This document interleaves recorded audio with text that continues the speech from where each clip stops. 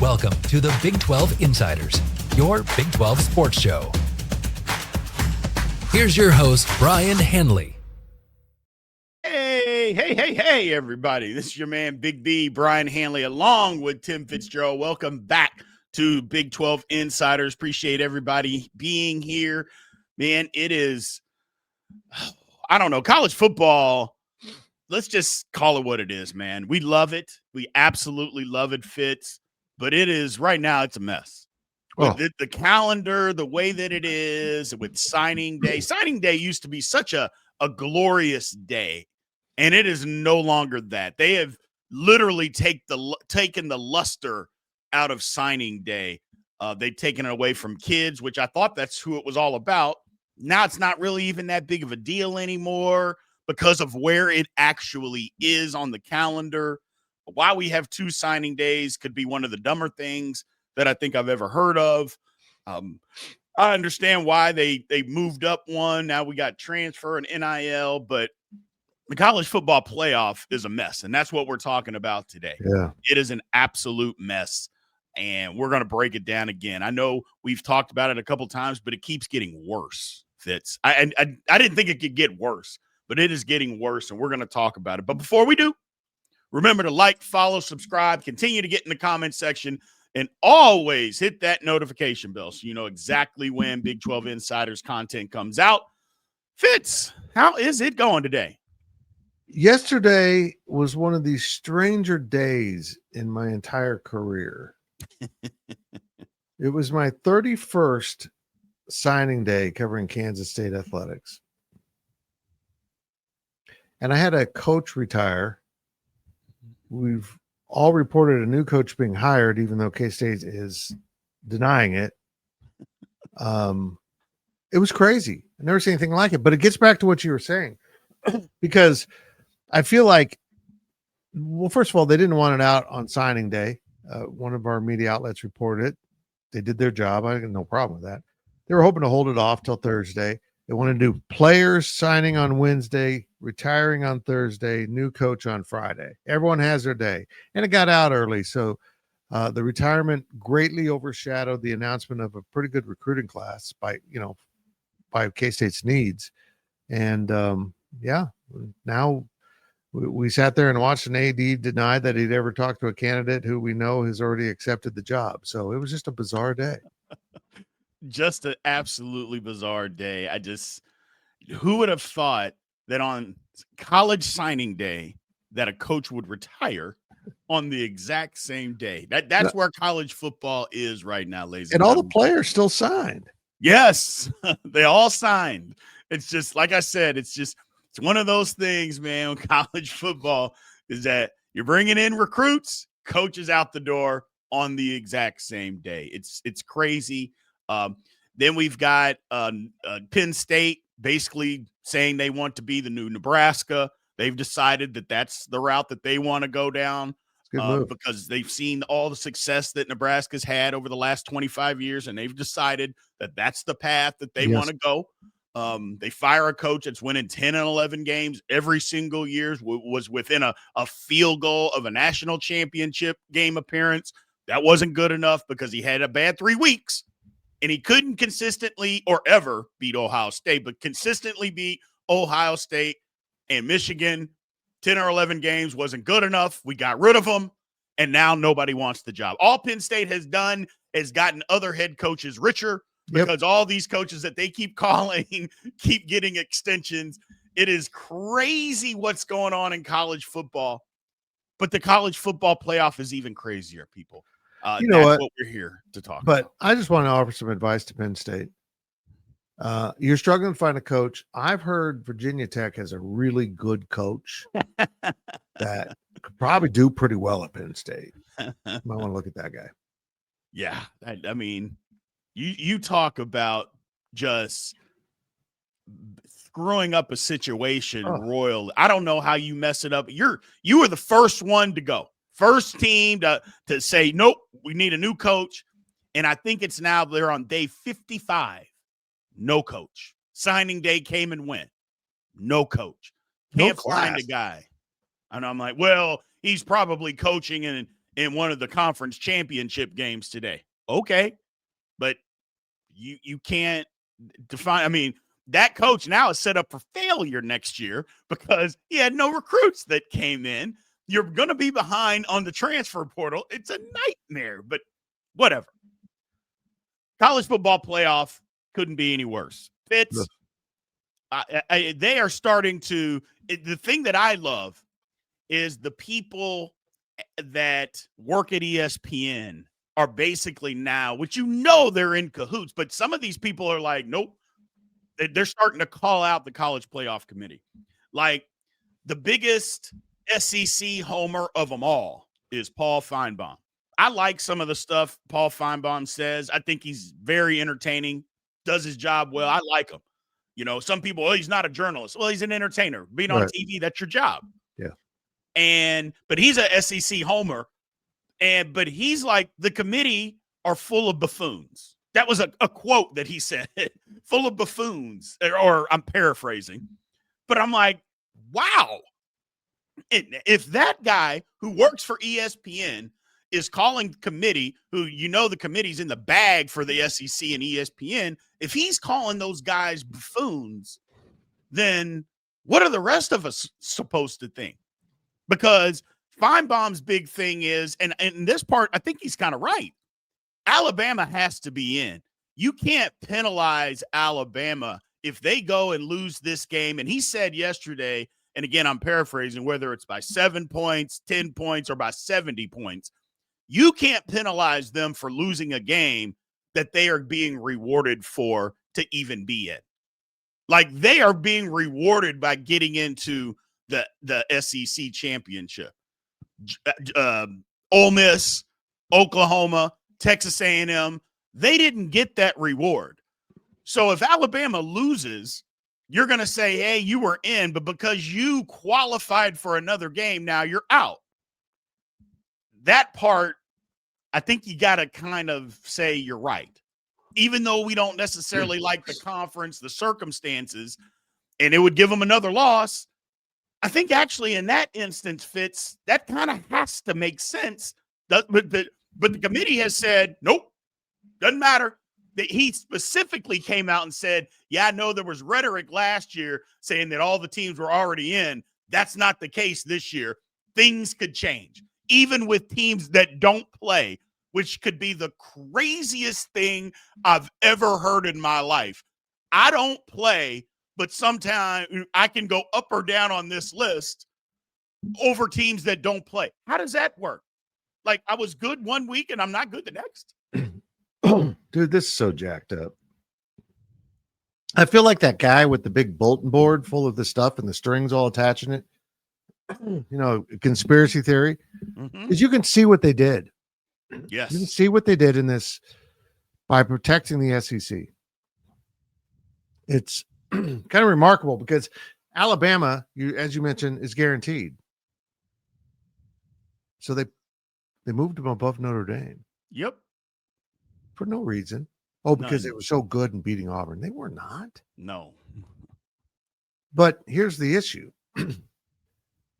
Now, if BYU upsets Texas Tech, it's Notre Dame that would potentially get bumped out. Correct. Now, I don't believe that. I think the committee might look at this and say, oh, Tech lost for a second time. Yeah, they're followed by Big Ten, SEC, and Notre Dame. We're going to get rid of them. I see it coming, man. But I also don't see BYU winning. But BYU should be in, no matter what. They've got 5 SEC teams in. 5. And they're going to get 5 in. And they're moving them up to protect them. Yep. I almost wonder if there's not an antitrust suit going on here that could go on. Because if ESPN is truly manipulating the committee, I don't think I think it's a fraud. Literally, not just figuratively. Mm-hmm. They're lying to the public that this committee is independent. That they're making choices based on TV viability, ratings, name brand, instead of the football product, the best teams. That's what a playoff's supposed to be. And it's pretty obvious how ESPN is pulling the strings behind the scenes, and that doesn't work. That didn't work for me. It doesn't work for almost anyone else in college football. And I think even someone like Paul Feinbaum, who loves the game, loves college football, knows that if you're tipping the tables in someone's favor, eventually the table is going to tip over itself. Yep. I mean, and that's what he can see it going on. He thinks all these teams deserve in. He just doesn't like how the committee's going about it. Yes. It's so obvious at this point. It's disgusting, and they should be ashamed. And they all should be removed from the committee. If I'm the other conferences, I'm like, enough. We're blowing up this committee. SEC, cry all you want. But it's 3 against 1 here, and we're done with this. Because, I mean, the Big Ten isn't getting hit by this year, but they will. They eventually will. And it's again, it's just gross. This is ridiculous. Can we just get this down to having the best teams in instead of all this political nonsense? Well, they deserve it because the SEC schedule is so hard, and they lose to really good teams when they've got a loss to a bad team. You know, I mean, I'm so over what the committee's doing and the whole ESPN influence. It's just horrible for college athletics, period. Well, the one thing that nobody is and I mean nobody except us here and maybe a few other Big 12, outlets, nobody's talking about BYU's viability. No. Like, there is nobody out there saying BYU should already be in. Like, why? Like, you haven't heard anybody say that. And I'm like, if you notice, nobody's done a blind resume that included BYU. No, they haven't done it. Yeah, because they haven't done it with Notre Dame. They haven't done it with Miami. They haven't done it with Oregon, A&M. They haven't done it with any of those teams. Because if they do, then you're going to say, oh, well, BYU deserves to be in. And that's the one thing. They used to love doing the blind resumes, and you haven't seen BYU be in any Not of once. those, because if you put them in, and then it's like, well, damn, yeah, I guess it makes sense. What's their strength of record? Oh, it's 5th. Well, but they play in the Big 12. What's their strength of schedule? Oh, it's 6th. Well, I mean, who did they lose to? Oh, they only lost 1 game on the road to Texas Tech. Oh, well, you compare that. Look at Notre Dame. Notre Dame's best win is USC. Oh, their best win is over a team rated high in Utah. Uh-oh. It's unbelievable. And nobody wants, everybody said, well, look at Notre Dame. They've won the last 10 games in a row. I don't know if anybody has heard Mario Cristobal, who, by the way, I think Mario Cristobal is an average football coach. I think he's an outstanding recruiter. At the University of Miami, he is an average football coach. But he broke it down. If you haven't seen it, go find it.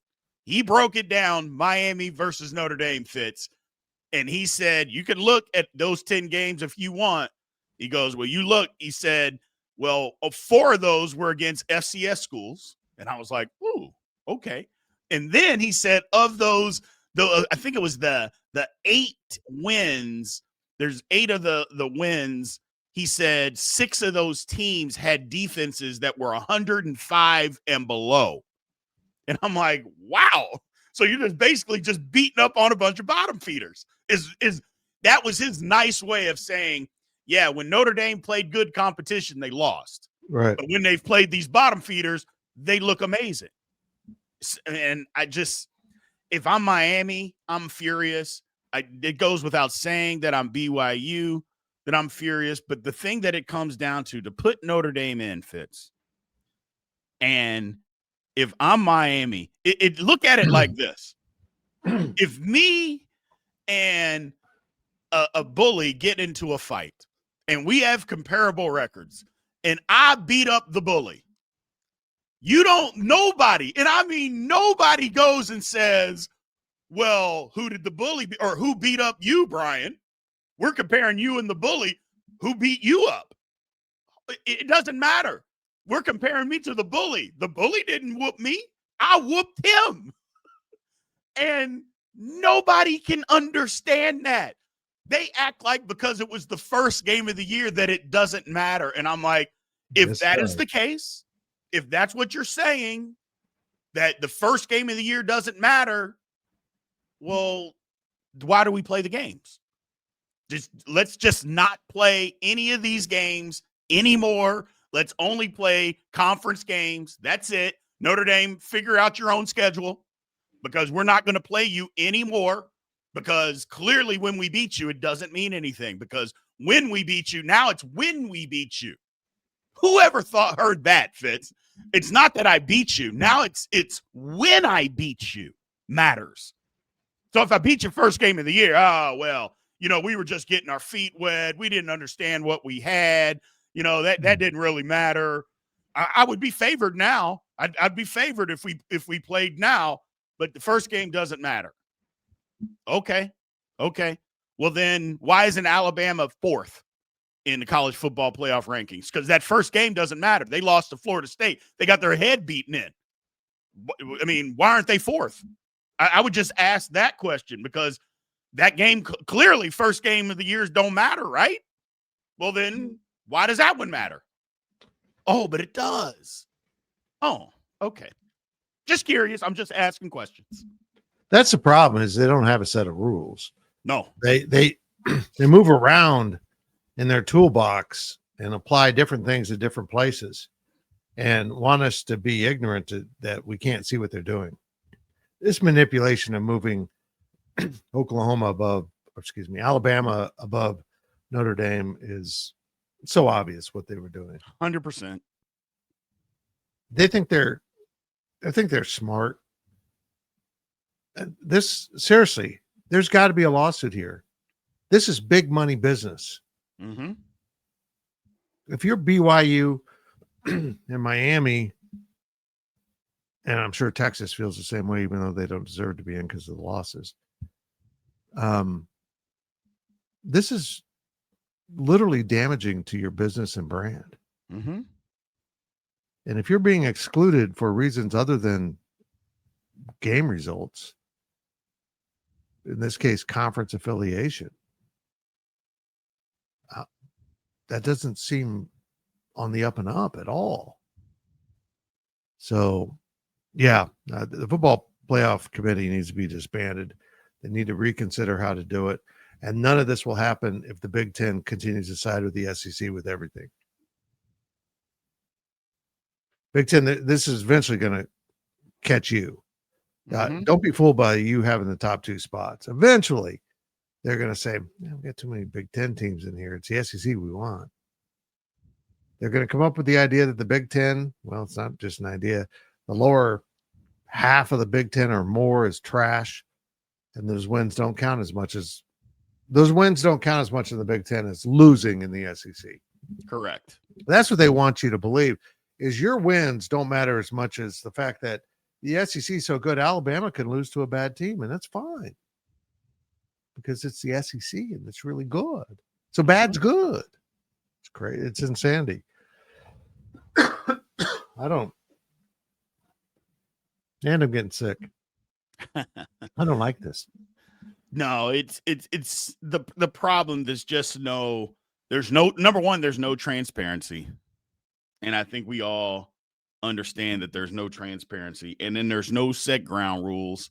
And when you have no transparency and there's no ground rules, you start to see like stuff like this, and there's no accountability, because again, look, Alabama moving up above Notre Dame. What you saw on the field, Alabama struggling against a bad Auburn team that doesn't even have a head coach. At the time, didn't have a head coach. Notre Dame, whatever they looked like, they blew out Stanford. Okay, Stanford stinks. What in those games said, you know what? I think Alabama's better than Notre Dame. Like, what happened in that game?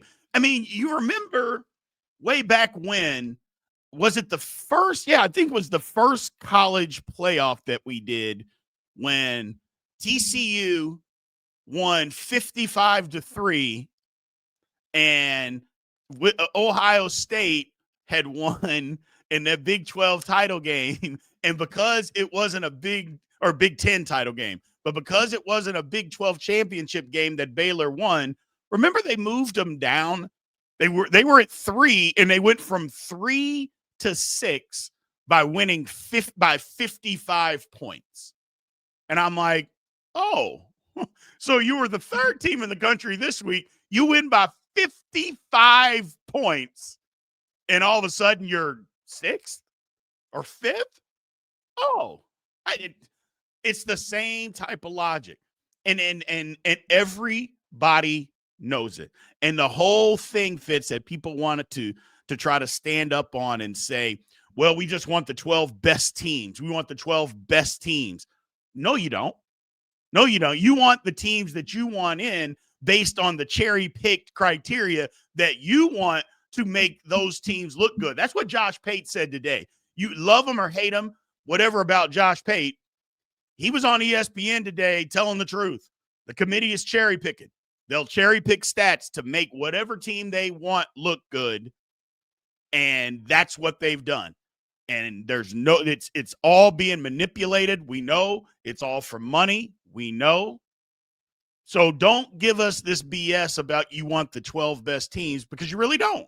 You don't want the 12 best teams. You want the 12 teams that are going to give you the most revenue by people watching. And there's a place for that. Don't get me wrong. I'm not saying there's not a place for that. But if that's what this entire thing is about, just come out and say that, and then everybody can pack up and go to a different set of another different playoff and just move on from there. And just say, this is the only people that we want. You know, we're not going to take, because trust me when I say this. If it were Rutgers had a good year, or they wouldn't be in this conversation. Like, they wouldn't be wanting to put, because Rutgers is not a brand. I don't care that it's close to New York City or not. Rutgers is not a brand. If it was Northwestern, who's in Chicago, they would not be in this conversation. They would not be getting the same treatment. It's about the brands and who people are watching.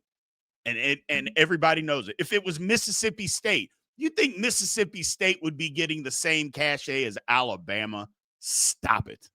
Stop it. Stop it. Stop it. No, they wouldn't. They would not.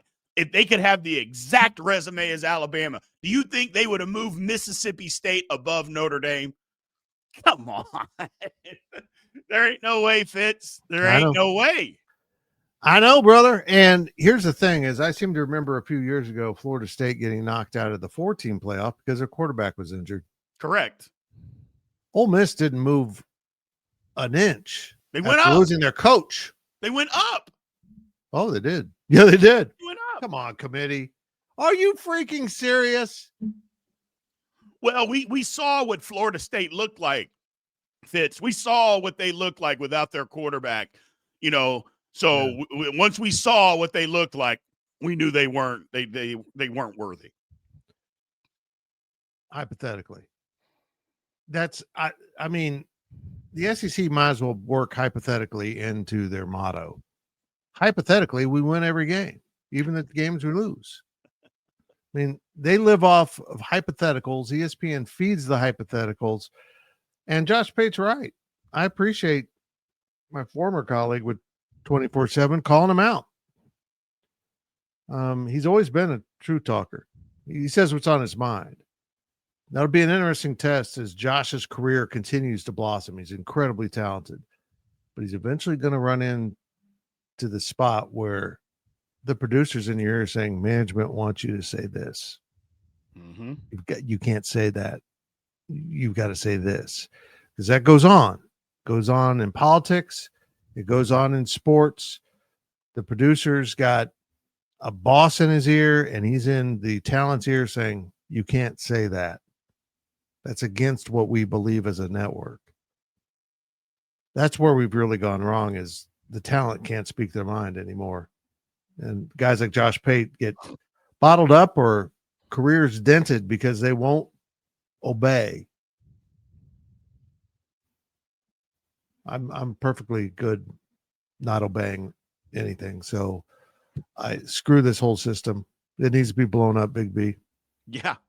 If they expand this thing, and I think they should, to 16, these buys are silly. I mean, we're fighting over buys. Let's get rid of them. Just get rid of Get them. rid of them. Go to 16. I'll solve some of these problems. I've come to understand that if it's a dispute between 4 and 5, or 8 and 9, or 12 and 13, or 16 and 17, someone's always going to be bitching that they Correct. deserve to be in. But go to 16. Go to a committee of former players from every conference, equally represented. Players know good teams. Mm-hmm. They do. They can turn on the TV and say, "Wow, BYU is actually pretty good."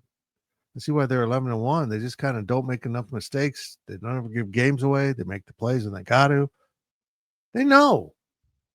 So I don't know. This whole thing needs to be blown up and start over. Yeah. I mean, and if anyone needs help blowing it up, I'm available. I'll blow it up. It's just gotten to the point to where it's like we almost lost a coach to another school because he understands and understood that you're not getting a fair shake. That no matter what you do, you're not getting a fair shake. We almost lost a coach to another school because of that. And some people will say, no, they were offering him a whole bunch of money. I mean, BYU's got money. Yeah. You're kidding yourself. You don't think BYU's they got money. And guess what? When they wanted the coach to come back, what did they found the money in 12 hours. Yep. So they got money. You know, that's not the issue. The issue was never that. Access. It was, hey, I want to be able to coach, number one, coach at the highest level, which he's at, but also to be able to compete at the highest level, which is the college football playoff. And you're telling me that no matter what I do, I can't get in because you sandbag and talk about my conference. And let's just say the Big 12 is the third best conference. I believe that it is. I believe that it can compete. The top teams in this conference can compete with everybody else. I don't care what you say. They can do that. The top teams of this conference can compete with the top teams of every conference in America, period, point blank. But if you want to say the Big 12 is third, I'll go along with it because I actually believe that's the truth when you go from top to bottom because we got some bad ones. Having said all of that, that doesn't mean that the top team should get shelved.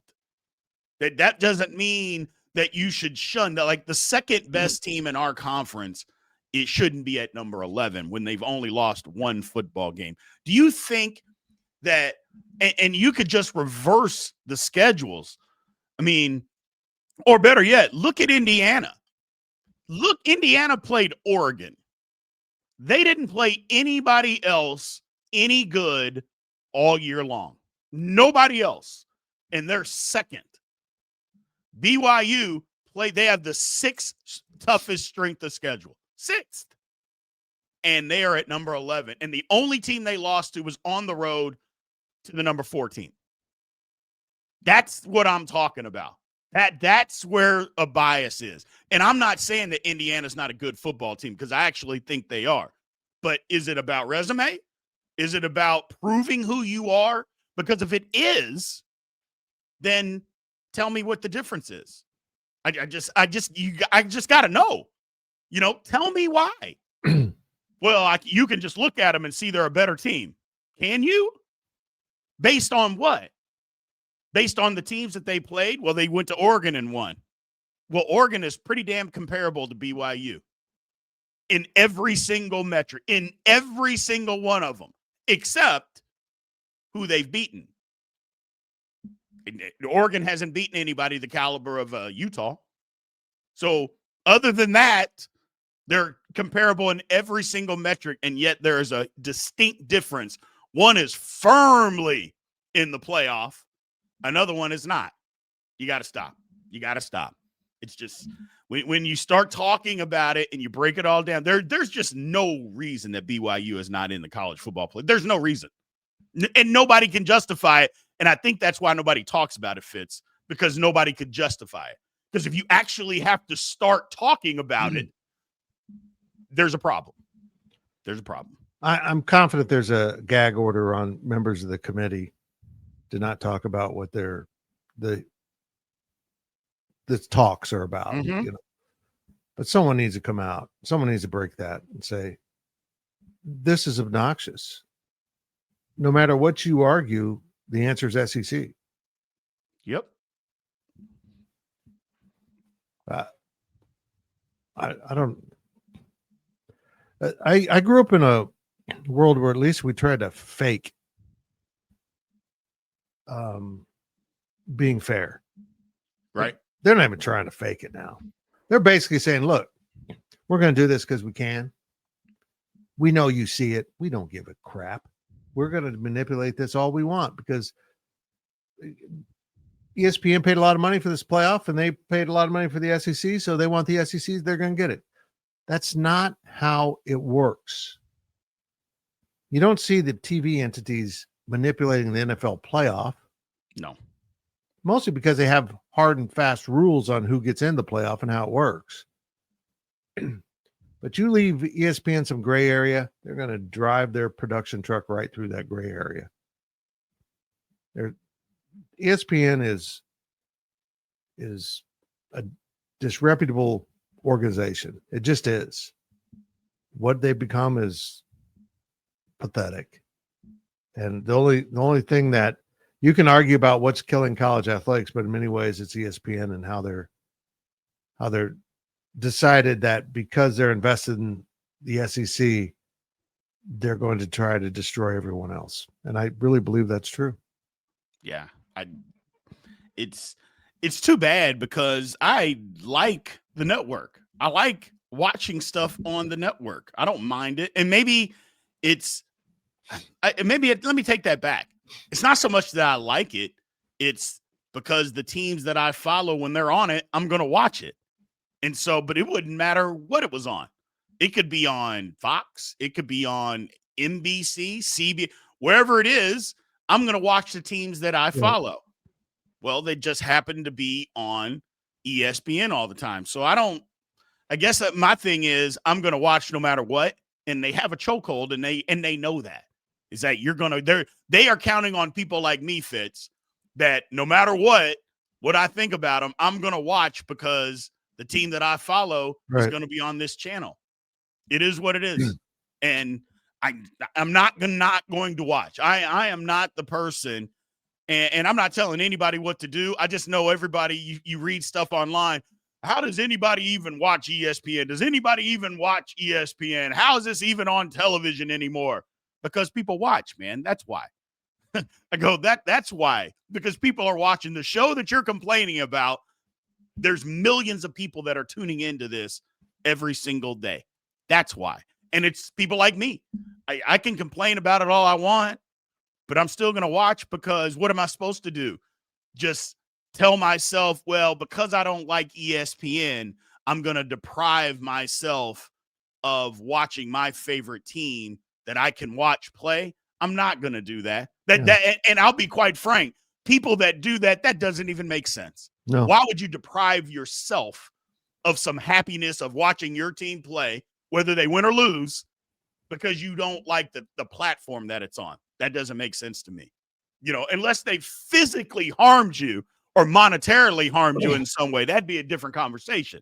But if they haven't, what's the point? And ESPN knows that, and they bank on that.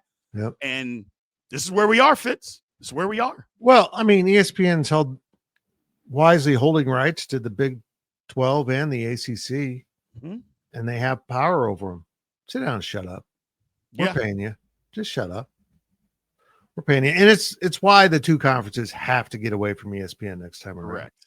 I think the greatest thing that's happened to Big 12 fandom is now that we've seen CBS come into play on the basketball side, TNT on the football side. TNT will be in basketball too.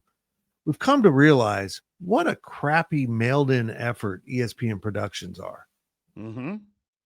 Because here's TNT taking one of the worst games the conference has to offer on a weekly basis and turning it into an event and having a studio crew committed to talk about that game in the conference. Correct.